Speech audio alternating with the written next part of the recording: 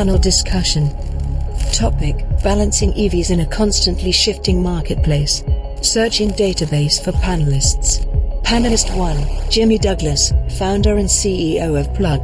Panelist 2, John Foley, co-founder and president of Recharged. Panelist 3, Jennifer Newman, editor-in-chief of Cars.com. Assigning host, Paul J. Daly. Collaboration loaded, cue intro sequence.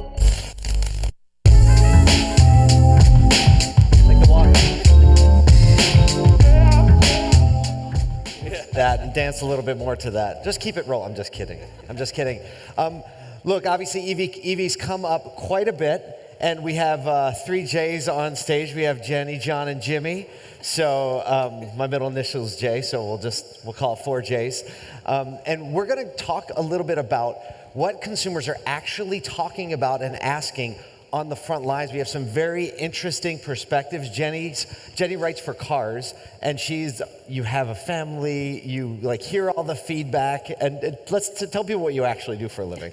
So what I actually do is I run the editorial department at Cars.com. We have a team of 11 automotive journalists, and our mission, our focus is helping and educating car shoppers so that when they come to the dealerships, they're ready to buy, right? They're intentional in that visit.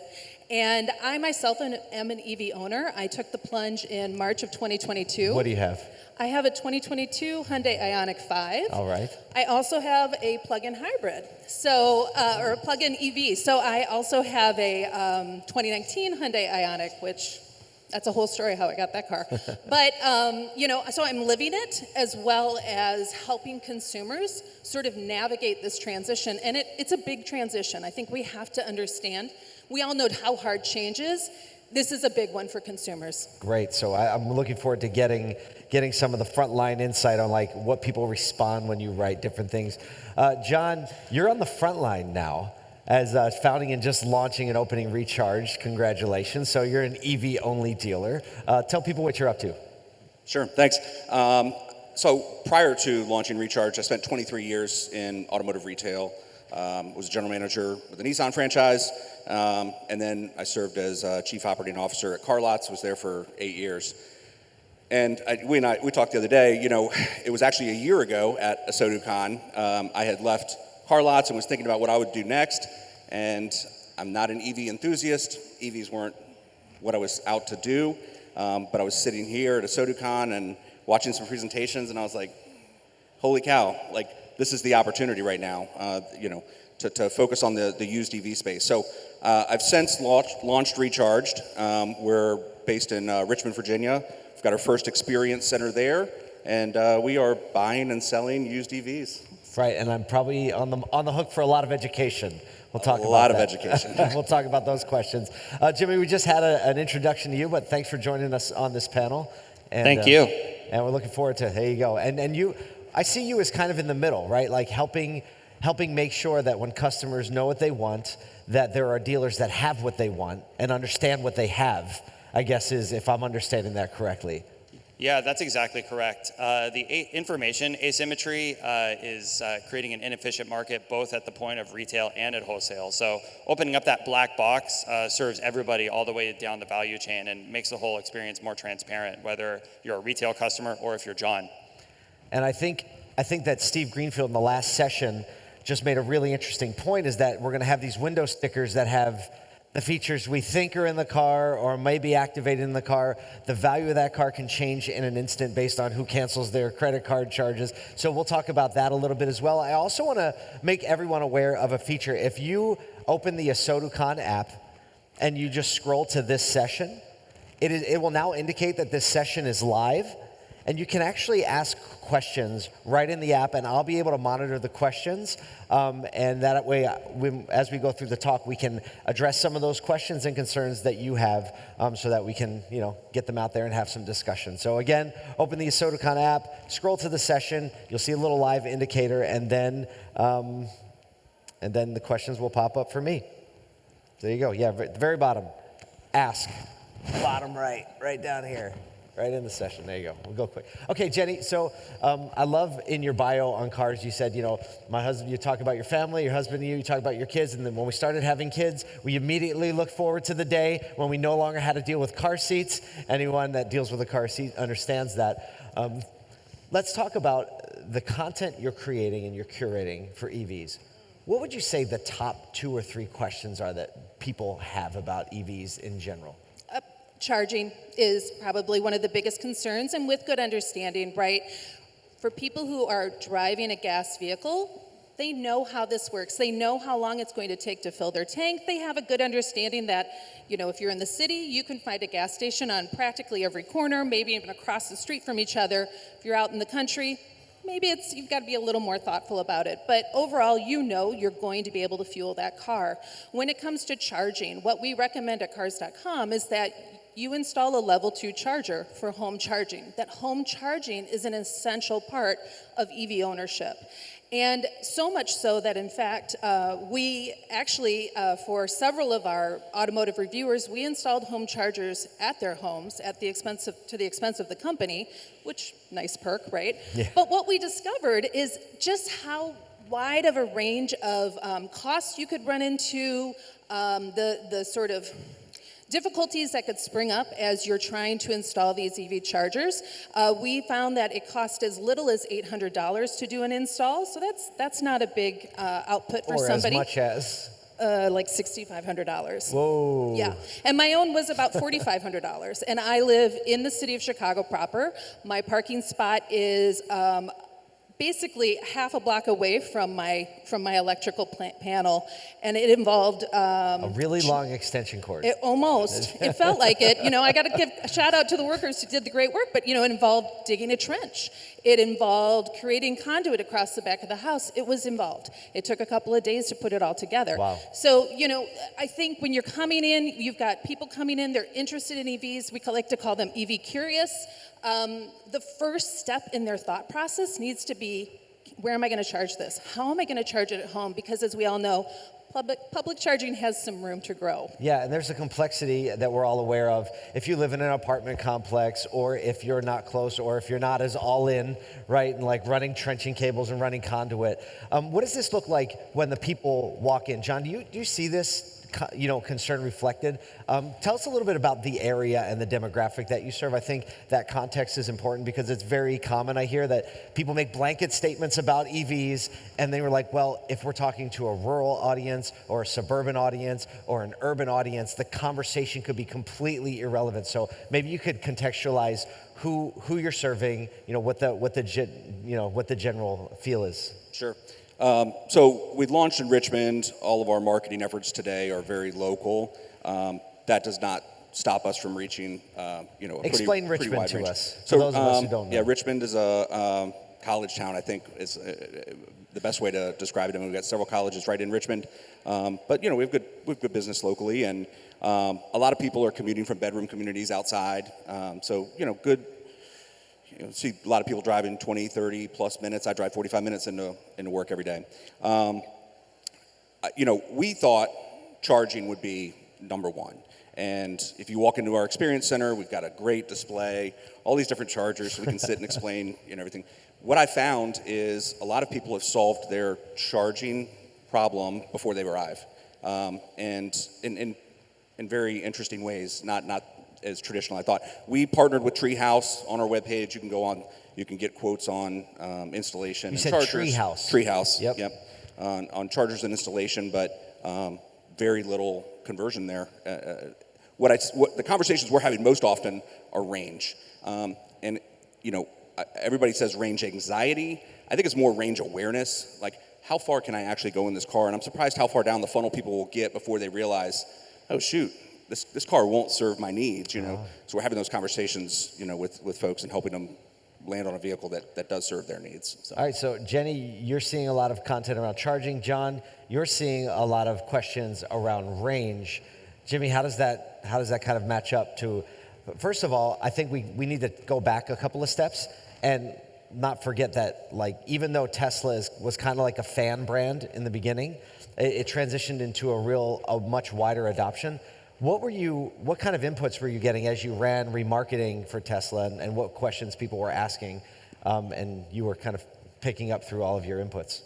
Yeah, absolutely. And this applies to EVs broadly. When you get into the used EV space, going back to the analogy that they really can be thought of as a computer on wheels, and as more OEMs continue to enter the space, or like my old employer tends to roll out brand new versions of its own product, like on a rolling basis, trying to be a subject matter expert on every used EV on the market is sort of like trying to be an expert on every Samsung Galaxy or other Android device that's ever existed. It's nearly impossible. Yeah. So having transparent access to the information layer behind it, but then the ability to easily translate that into what does that mean for you as the consumer, right? So going back to the charging questions, charging at home is really important, but we're also getting a little bit further up toward the chasm where now we have people who are in this early adopter portion of the curve, but they're not necessarily as affluent as the earliest adopters. So not everybody is a homeowner. So now the ubiquity of the charging network that's around them where they live, and then the compatibility of that vehicle,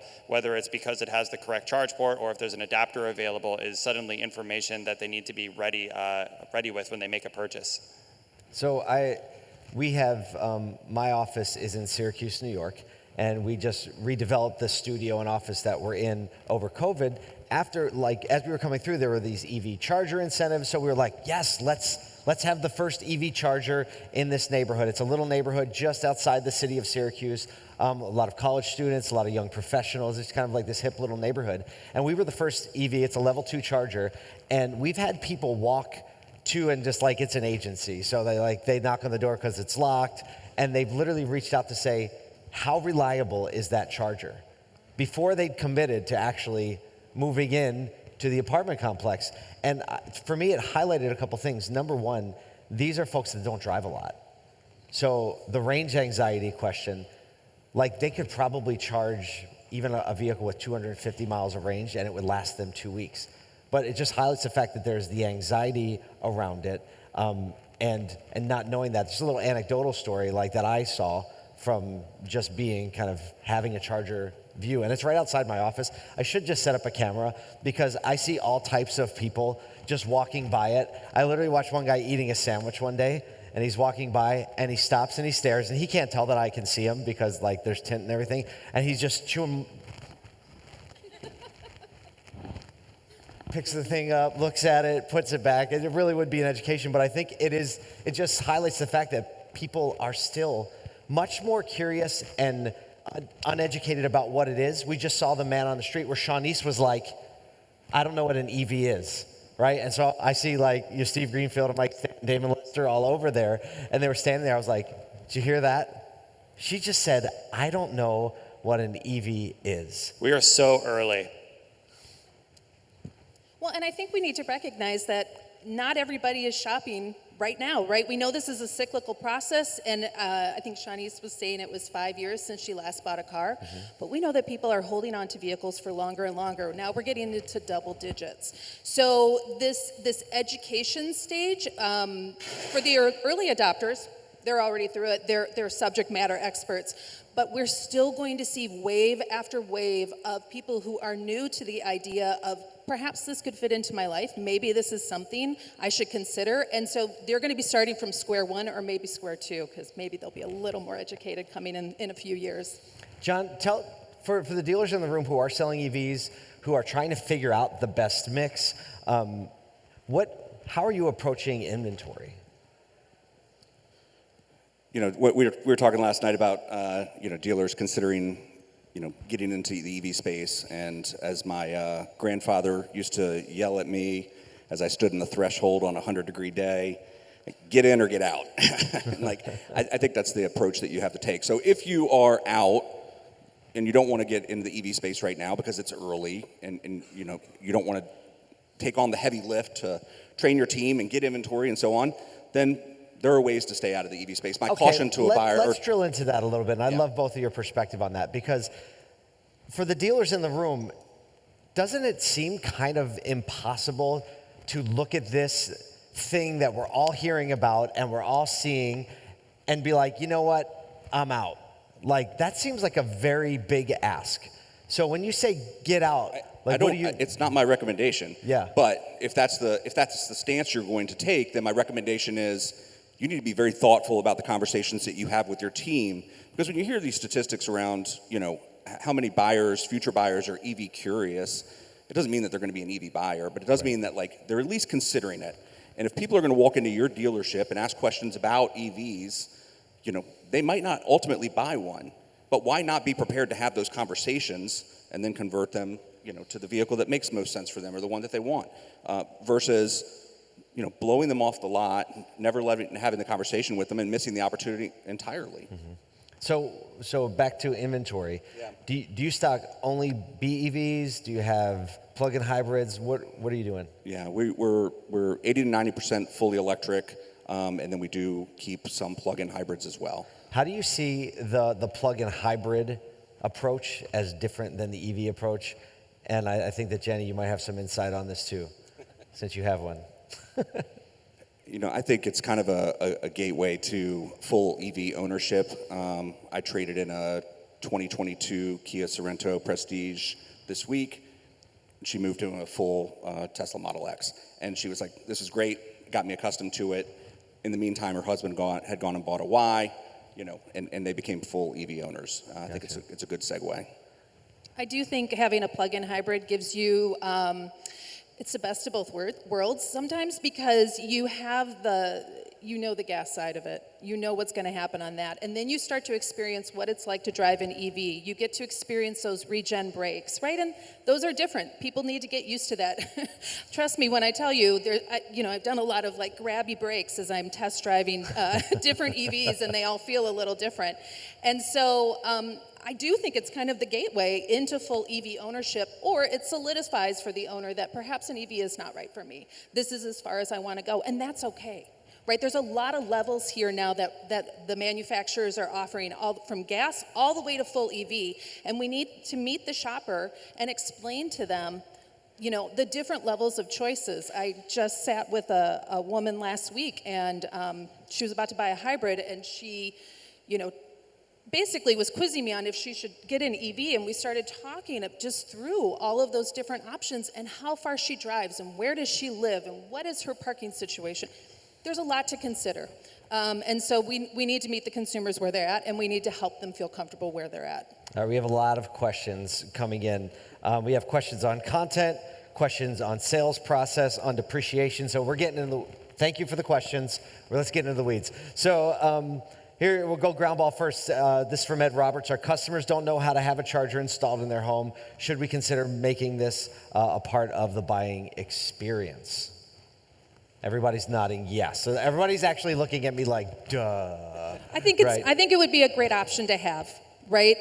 One-stop shop in a way, and that's another relationship for the dealership to manage and build that relationship with the customer. I will say I think Hyundai just put out a press release this week that they are also now going to be facilitating that, right? So the automakers are, if they're not already in that space, they're looking at it. So it makes sense to me. Yeah, I think we've seen several OEMs move into the space, when we consider Tesla and say, are they a power company? Are they a car company? Are they a technology company? Right? Definitely there was a clear line from this is a vehicle, this is how you plug it in at your house. Here are the other things that benefit you having an EV. And we've seen General Motors, say Hyundai has announced, right, moving into this we're going to be a power company. John, what were you going to say? No, I think it's vitally important that you understand the charging space, and if you want your buyers to have a great experience, it's going to extend beyond the experience that they have at your dealership. It's going to, throughout ownership. And if you guide them or allow them to be guided to a poor charger, they're going to have a poor EV ownership experience, and you'll ultimately pay the price, I think. So. Right. Yeah. Yeah, you have a thought? Yeah, I'll say that I've spoken with several dealers who said to me that they saw their conversion rate on their EV inventory skyrocket when they started offering that up as part of the sales process. I think, where did I see it? You mentioned the company Treehouse. They're not a part of this event at all, but I remember that I think they showed up in Steve Greenfield's email. Right now in automotive, all roads lead through Greenfield, cutting to the other side. I don't know if he's in the room. But this was a company that is solving for that problem, solving for being able to give the customer a price at the point of sale, saying this is how much it costs to get it. I don't know if that's part of the financing yet, but I'm sure that will be a part of the solution as well. Because if you already have these questions, it just makes sense that that becomes a part of the sales process, and frankly, a great opportunity to make a great impression and stay a part of that customer's home and household for a long time. All right, another question. This one is about depreciation. It says, this is from a dealer. It says, okay, for Jimmy, I understand the depreciation curve for an EV, but consumers don't get it still. If my pre-owned one-year EVs have 50,000 miles when the average one has 10,000 miles, how do we educate the consumer to consider the higher mileage late model or high mileage late model EV? So basically, if I could truncate that for myself, if an EV has 50,000 miles on it, instead of the 10, how do I push them toward the 50,000 mile, knowing that it doesn't depreciate the same way that an ICE vehicle does? Is that what you heard too? Yeah, Okay. and it's not just the consumers, it's also the financial services companies that back the loans and leases. Right, we need to get it. the money from somewhere. How do they understand the value of the vehicle? Yeah, I know, that's exactly right. Since we're so early, there isn't enough data yet for everybody to get fully comfortable and up to speed on how much longevity do these vehicles and their high voltage battery packs even have, because that's the primary source of that vehicle's value. One of the ways that you can get somebody over the line is giving them transparency into the state of health of the high voltage battery pack, and there are of course many different solutions off the shelf. Recurrent is here in the audience. Shout out Michael, there you are. So that's one approach that I would take. Another is there is limited data finally starting to come out. And one of the most valuable pieces of information was actually published by Tesla in their latest environmental impact report, where they showed the battery capacity retention of the broader Model S and X fleet as it crossed 200,000 miles. And if my memory serves me, it showed that the capacity retention on average was pretty close to 90%. And these are 200,000 mile cars. After how many years or how many miles? 200,000 miles. Wow. Okay, so it's different is what you're saying. That's right. Unless you're driving a Land Cruiser. Maybe. Yeah, right. That'll run forever and it'll always be worth a lot of money. Right. John, this is a great question. It is a question that is on the mind of any dealer who has even a single EV in stock. How are you handling the significant price changes on new EVs in your appraisal process? Sure. I don't think I'm any different than anyone else in that regard and in the way that we think through. I think the bigger opportunity today is helping owners solve the problem, sellers solve the problem of getting out of those vehicles. And so a lot of dealers are redirecting their EV trade-in traffic over to us. And I can certainly pay a little bit more for a car, and we'll sell them for more because we're specialized there. But it gives us the opportunity to talk about consignment. And that has been a great opportunity to help people get out of a situation that they don't necessarily want to be in. We can't control the price changes, but we're very aware that they can happen at any time, and we run a very tight turn on our inventory and make sure that we're well protected. So. Yeah, if I might add on that, one thing that John does really well that I showed in some data earlier is that the EV specialized dealers turn the cars way faster. Faster than other dealers that have EVs and faster than general non-EV turn time. And that's sort of one of your best weapons against the volatility. What I'll also say, however, is in the secondary market, the demand for the used EV inventory is very concentrated into a small population that has really made the decision to invest in this right now. And I said this earlier, I believe that not everybody needs to do that right this moment. I just think it's important to decide exactly where you are on which side of that. And for anybody that's thinking they're ready, there's a lot of great opportunity out there right now. So let me just back up, 6 to 9 months for you, Jimmy. We saw major price adjustments by Tesla. And I think some people would have the perception, or the news media might have the perception that, Elon walks into the room and is like, we're going to lower that by 10,000. What do you think? Is that how it happens? How did it actually happen? I wish I could answer that question, but can't breach the confidentiality. How long does the NDA last? Yeah. Okay. He can't answer the question. We have a question about content, which I think is super important because I think as we have these EVs in stock, then we look at the marketers and we say, you make content, right? Make things so we can sell these, and if we don't sell them, we'll blame it on you. A little sensitive. He lost it. I've had that happen. Oh, I did lose the question. He didn't retract it, did he? because I know where he's sitting. No, from a content perspective, talking about EVs evokes a very strong and usually negative response on social media. How do you recommend approaching EV-specific content to a general public that has a lot of preconceived notions, maybe political or et cetera, about the state of electric vehicles? Complicated question. Well done. That's a tough one. Listen, you know, I think we all know that on social media, people tend to react first and think later quite often. So I think we have to recognize that from a political standpoint, you're not going to change some people's minds. But what you can do is continue to answer questions and continue to educate. Even on the most basic questions, there are so many, again, high-level, EV-curious types of questions out there, speaking to range, speaking to charging. It's all those little concerns that they're holding tight to, and that's holding them back from even seriously shopping for an EV. And so, you know, whether it's social media content, whether it's, you know, your weekly email newsletter that you're sending out to, you know, possible buyers. There's a bunch of different ways that I think you can continue to educate these shoppers and maybe slowly erode some of these perhaps wrong or ill-conceived ideas around EVs and maybe work them slowly over to the other side. So you mentioned charging in the beginning as being the top, range, obviously. Yep. Are there some other ancillary questions, maybe not the top question, but some of the, like, oh, I didn't think of that, but let's talk about this. Well, I think, you know, we talked a lot, I've heard a lot this morning about the affordability issue, and it's real, and it's not just, of course, in EVs, it's everywhere, it's across the board. But one of our most popular pieces of content is what are the cheapest EVs, new EVs that I can buy. You know, there's a lot of interest there. We were talking about the used EV market. We're seeing a lot, looking at Carscom data, we're seeing a lot of activity on the used side, and you have to wonder, does the road to EV adoption actually go through used EVs rather than new? Simply based on the pricing, right? We know how expensive EVs are. Yes, we're going to see hopefully some improvement in that as more of the subcompact, compact EVs come out and are able to appeal to a broader audience. But I do wonder if used is where a lot of people are going to start experimenting because they can get in for not nearly as much money, and so that makes it a little more accessible to them and a little safer feeling too. And they're about to get cheaper.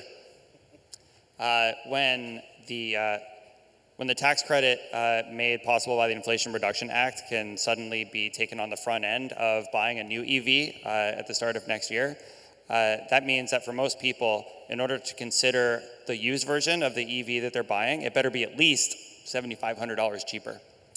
Right now, you saw some of that ripple effect through the Inflation Reduction Act, but it's more difficult to claim the credit, and that's going to change a lot at the start of next year. So, it's just, go ahead. Yeah, I mean, the caution to dealers is you do not want to own EV inventory that costs $26,000. You know, if that $25,000 price point is going to come important on the used car side, and everything from 25 to 30 is just this black hole that you probably don't want to live in. Explain that a little bit. Well, because there's so much focus on the tax incentive, and to Jimmy's point, as a dealer, when I can put that on the hood January 1st and apply it to the purchase, it becomes even more real. I can't apply it to a $26,000 sale price. And when somebody's looking at, you know, a wide variety of used EVs that are available, they're going to compare that $26,000 car to a $24,000 car that I can also put $4,000 tax credit on top of. Now there's a pretty big distance there. So it might not impact the buyer who doesn't qualify for the tax credit anyway, but your set of customers are much smaller now. One question that came in about the $4,000 used EV incentive. How have you been approaching that? Have you been deploying it? Have you been marketing it? Like, what's your strategy on that? We have, to this point, we haven't done a great job marketing it yet. We're working on that part. There are a lot of questions that come in, and we are fully prepared to answer those. We're also, as much as we can be, prepared to help with documentation that the buyers need or required to have. So we provide all that, guide them through the process, help them understand, like they've heard it, but some people don't know what AGI is and, you know, whether they actually qualify. So we walk through some of that with them. Yeah, probably most people don't know what that is. Education. Yes, exactly. Yeah, back to the education. It's funny though, but educating on what AGI is, right, all of a sudden becomes really important when it's the difference between 7,500 and zero. Oh, I had another question in here about pricing. Oh, maybe it's just a story. I like storytelling. I recently, one of my team members came to me and they said, hey, my car in the back of my like 2007 Forester looks like it's like sideways. And he said, can you take a look at it? You know about cars. Well, I didn't have to know a lot about cars, but I do know some. So I would not even look under there. I like peeked under there and the subframe was rusted out. And I said, I would probably not drive this anywhere else. And so they didn't, right? Subframe was cracked in 5 places. And they were like, well, what's the most affordable car? Because they're a budget-minded buyer. And so as I kind of like started to navigate some sites, guess what? It was an EV. And they had never considered an EV before. And we have a charger out front, and they still didn't buy it. They still didn't buy it. However, I think that speaks, number one, to the affordability of EVs being part of the adoption, but also the fact that and I was all for him getting it. Because I was like, he drives like 8,000 miles a year, doesn't really go anywhere. I'm like, you're the perfect person to own an EV. You walk to work every day. If you didn't, you could charge it here once a month and be fine. Still didn't buy it. So unpack that, because you see a lot of people, and I think all of us have like a little bit of an idea, like, well, they're just a very cautious person. But I don't think that's an isolated story. Well, and I also wonder, when you have to buy a vehicle quickly, as this person probably did, if he hasn't already been thinking about an EV, he's kind of jumping into the deep end of the pool, and he's probably sinking because there's so much to learn. So you were already laying out for him a compelling case as to why he should consider an EV, but he might not have had enough time with that to just really digest right, it. He's an editor, and so he's very detail-minded, and everything has a process. And he needed to make a decision in 48 hours, which would probably be like 4 months would be his decision-making curve on a vehicle. And so, like, what an extra hurdle to overcome, even though it'd be less expensive. Operating would be way less expensive because he would never have next to nothing in charging expense. And I wonder if in a year or two, as he's had more time to think it through, if he'll have sort of that, sometimes we have regrets, right? And if he'll have a little regret over like, I should have gotten the EV then, and maybe it's his next purchase. John, have you dealt with regrets? People, no, I mean, not personally speaking. I mean, if you want to share them, of all places to share it, we would take it. But have you dealt with customers who have bought and then regretted it, and they let you know about it or asked you to get out of the vehicle or anything like that? There's not one that comes to mind yet. There's, maybe just kind of pointing back a little bit to the subscription we started to talk about a little bit ago. There's certainly a lot of consideration there as to what vehicle is purchased, what equipment it has on it, and then what they might subscribe to later. And certainly a recommendation for dealers is to educate yourself there. What these, talk about acquiring inventory, you have to know. There's so much misinformation I see every day. I was telling Jimmy last night, a guy stopped in a couple of Saturdays ago on his way to New Jersey to go buy a car that the dealer had told him was a full self-driving Model S. And he was like, I don't know, man, just thought I'd stop in and ask, And so we went through the pictures, and it doesn't even have enhanced autopilot. It's just a base S. But that's Tesla. And a lot of these, they're not so complicated. So spend a little time on Tesla, understand what packages are available and how to read the computer and be able to, acquire inventory wisely, but, communicate to your buyers what it is and guide them through that process. I think that's key. So. Did you see regrets in your time? Like, were people bringing vehicles back? I'm sure instances of people saying like, oh, maybe it doesn't fit my lifestyle. Any experience on that, Jimmy? So some data came out recently, published by, I think, Electric, who was looking at data from one of the largest nationwide retailers here, and they were looking at the buying patterns of their used EV buyers and what they were trading in. And the trading in an EV for another EV was actually astonishingly high. Really? Yeah. So a lot of repeat EV buyers, like once you tried it, like you're not going back. Once you figured it out, yeah, absolutely. I think not only once you figured it out, but I will tell you, I feel like I have sold inadvertently more EVs to people by letting them drive my own EV, because it's a driving experience it's exhilarating, right? And it's exhilarating if you're in a Chevy Bolt or if you're in a Model S. It's just that torque. The performance is amazing, and it really does suck people in, but you got to get their butts in the seats to try it. Who in here, let me ask this question. Who in the room has not driven an EV? I don't believe that. I see low hands, right? It's Come to my house. Right? There's Drive the no Plaid. way. So I think that more people haven't driven an EV than we realize, especially in this industry because we talk about it so much. It's easy to think that, everyone's should have driven one, right? You have. Well, no, have you? No, right? So I think that's a common thing. The first one I ever drove was because I rented it, right? Because I wanted to know, it was 18 months ago, and, my wife and I were going to Orlando, and we rented a Model 3, or a Toyota Model 3, and, and it was okay, let's try it. And then, since I've driven a few others, but I'm anxious to drive the other ones, but once you drive it, in the beginning, it's kind of a novel thing. Once you get used to 1 foot driving, you're like, oh yeah, this is actually could be pretty pleasant. I tell people this all the time, and when I was building Recharge.com, I was talking to EV owners, trying to understand their journey and what are the things, and I'm like, all right, TCO and range, these are all the stuff you're looking for, and they're like, yeah, but you got to tell people how freaking cool these cars are. They are so much fun to drive. That's the one thing nobody ever told me during the process, and I didn't learn until I started driving them. So we had a conversation just a week ago, and I was communicating this perception that EV adopters are kind of techie, they're tech-minded. You were like, no, they're not.